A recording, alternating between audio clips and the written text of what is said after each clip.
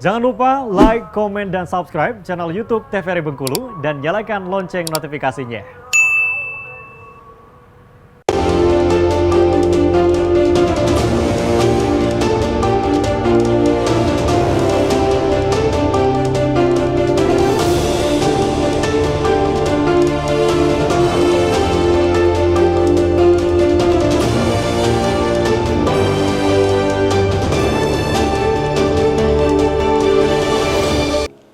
Ya pemirsa, Anda kembali menyaksikan Berendo TVRI Bengkulu edisi hari ini dengan tema Tabu Handol. Dan tentunya kita masih bersama dengan kedua narasumber kita, pemirsa, ada Dang Peri dan juga Dang Rudi. Nah, kita lanjutkan pembahasan kita tadi, Dang, bahwa sebenarnya kalau diakomodir dengan baik oleh dalam hal ini pemangku kebijakan pemerintah, kegiatan berkeseniannya akan jauh lebih baik di Bengkulu. Nah, tapi saya penasaran terhadap hal ini, Dang.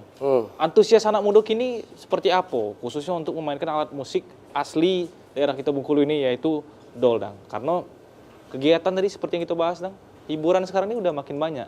Dulu masyarakat senang mendengar bunyi-bunyian di malam hari. Kalau sekarang, apa sih ini? Nah, kalau anak mudanya gini, Cak, dengan banyaknya sekarang, dengan handphone sekarang, dengan game, dan lain sebagainya, antusias anak muda untuk berkesenian termasuk memainkan alat musik dol ini seperti apa, Dang? Jadi memang hampir ketinggalan juga sebenarnya. Nah, jadi beriringan tadi seni budaya ini sudah masuk ke sekolah akhirnya kan, sudah menjadi kesenian budaya. Jadi alhamdulillah udah masuk ke bidang pendidikan, bisa berkembang. Nah, waktu udah masuk ke sekolah, imbasnya alhamdulillah ke sanggar juga.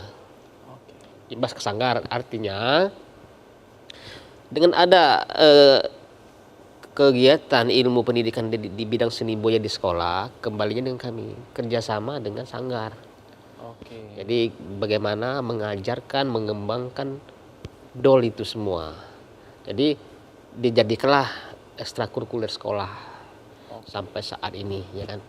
Jadi kita di sanggar, alhamdulillah kita terbantu juga dengan sekolah-sekolah, bisa bantu sekolah juga bisa bantu kita kan. Jadi katakanlah itu namanya pentas seni budaya.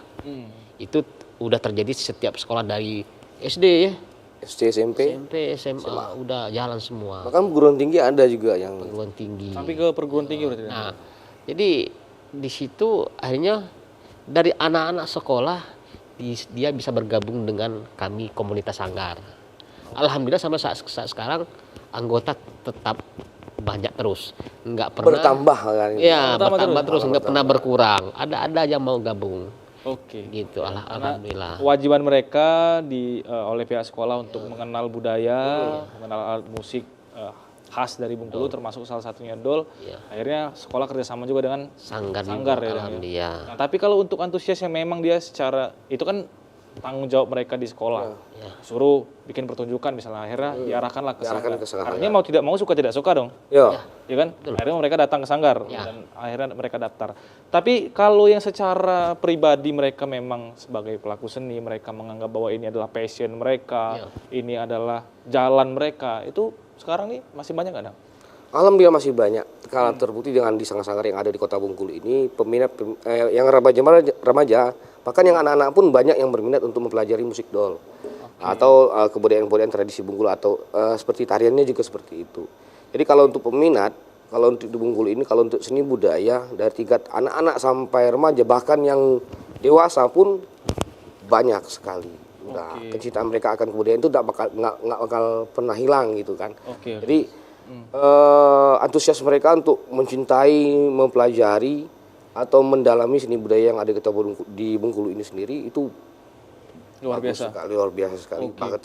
Bahkan ada anak-anak Bengkulu sendiri yang udah kuliah, udah mempelajari seni di tempat lain dan mereka kembali lagi ke Bengkulu mengembangkan lagi Bengkulu. Itu anak-anak muda yang berbuat seperti itu. Terbukti sekarang banyak komunitas-komunitas atau kelompok-kelompok dan sanggar-sanggar kan dulunya tingkat kelurahan, kini kan dulunya tingkat kelurahan, ada berapa kelurahan, sekarang udah banyak sampai berkembang sampai sekian banyak sanggar yang udah. Berarti peminatnya untuk seni budaya Bengkulu ini banyak sekali, bagus sekali. Oke, walaupun di awalnya adalah mereka dikenalkan melalui bangku persekolahan ya. Sekolah Jadi itu. Jadi mereka mulai mencari tahu tanggung nih, cuma belajar sekedar untuk sekolah misalnya kan. Bagaimana caranya Nyotobo tuh bisa bergabung untuk mempelajari seni budaya ini sendiri atau seni Bengkulu, apalagi itu dol. Akhirnya mereka bergabung di sanggar. Oke, berarti intinya tuh harus dikenalkan dulu ya. Betul. Ya, benar. Kenalan, ya. Tak kenal maka tak sayang. Ya. Iya betul kan? Betul. Dang Rudi. Kalau Dang gimana pandangannya? Ini karena memang dikenalkan rata-rata sudah pasti antusias untuk mengenalkan dan lebih juga jauh lagi mengembangkan mau. kesenian, karena di generasi-generasi sebelum ini mungkin sebelum sekolah mengharuskan untuk itu mungkin banyak yang sama sekali tidak mengenal bahkan Dang. Ya, jadi memang ya sebagian ya memang sekolah tertentu aja. Kalau di sekolah-sekolah pesisir daya tangkapnya cepat untuk dol Itu ya, Dang, ya. ya. Jadi ada perbedaan juga berarti. Ada perbedaan. juga. Tapi kalau kita bawa ke tengah ya, katakanlah yang isi sekolahnya anak-anak itulah anak-anak papa mama, mungkin dia agak jauh untuk mendalami dol. Tapi kalau untuk mendalami alat musik modern dia Lebih. menguasai. Tetapi dengan kemajuan zaman tadi, akhirnya mereka mau bergabung, kolaborasi namanya. 3 dol ditambah dengan alat lainnya. Jadi lebih menarik akhirnya.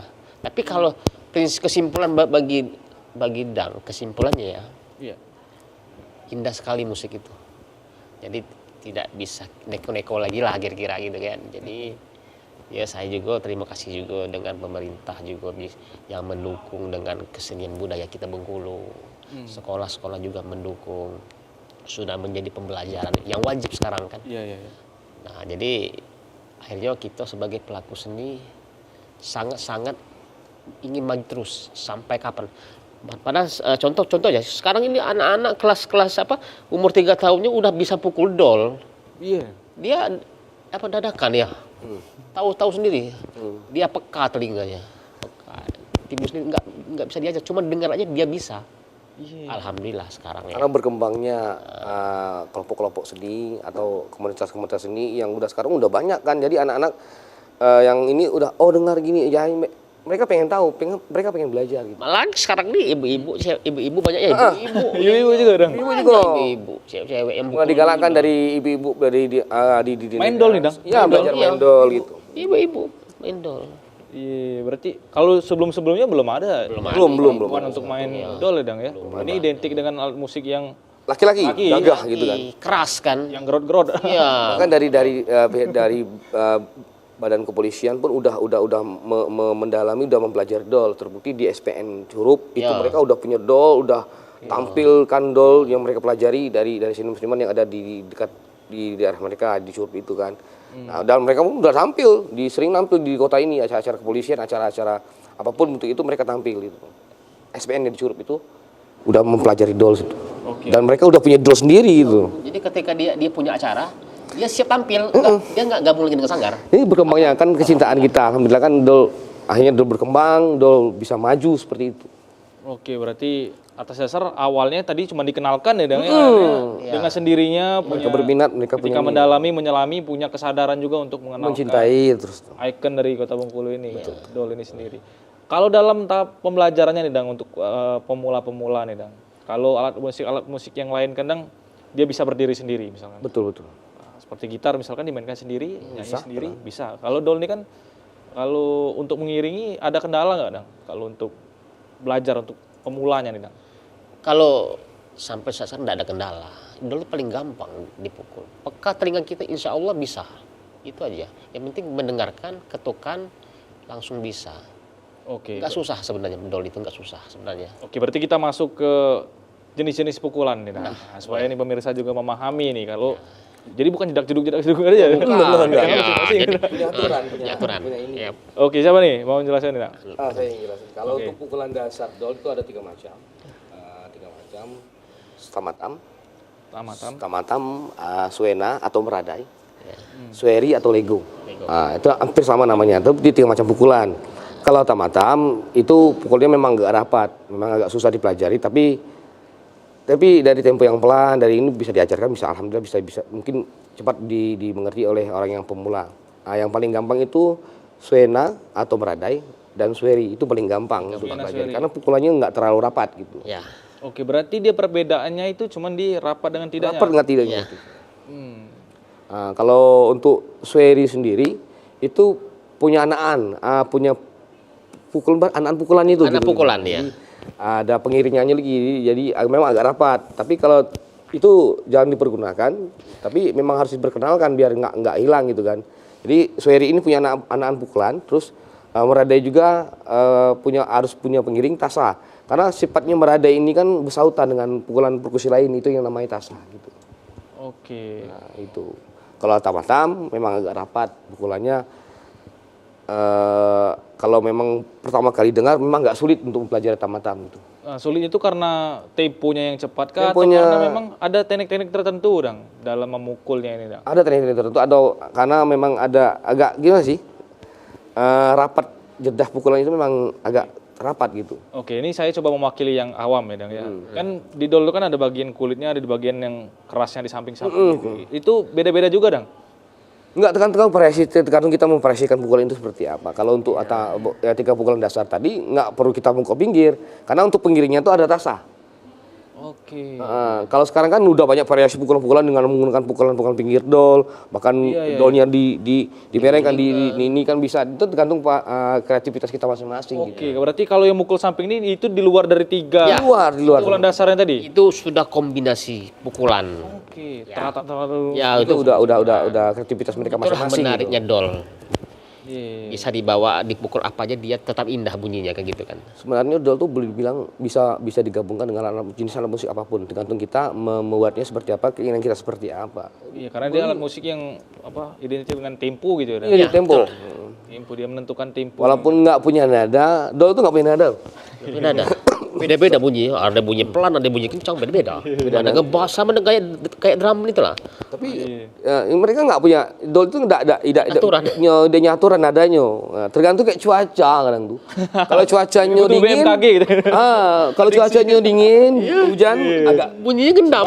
tapi kalau pas panas itu naik bunyinya. garing bunyinya. Iya. Berarti secara ukuran tidak ada kendala berarti. Tidak ngaruh. Cuman keras tidak keras itu tergantung kita cara mukulnya lagi. Nak mukulnya keras, kita pukulnya keras kuat.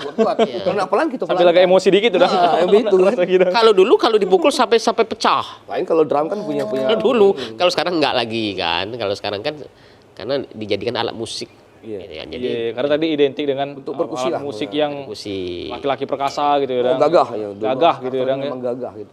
Iya, oke, semakin menarik pembahasan kita. Kita harus jeda terlebih dahulu. Kita akan bahas lebih lanjut di segmen berikutnya. Pemirsa jangan kemana-mana, tetap di Brando TVRI Bengkulu.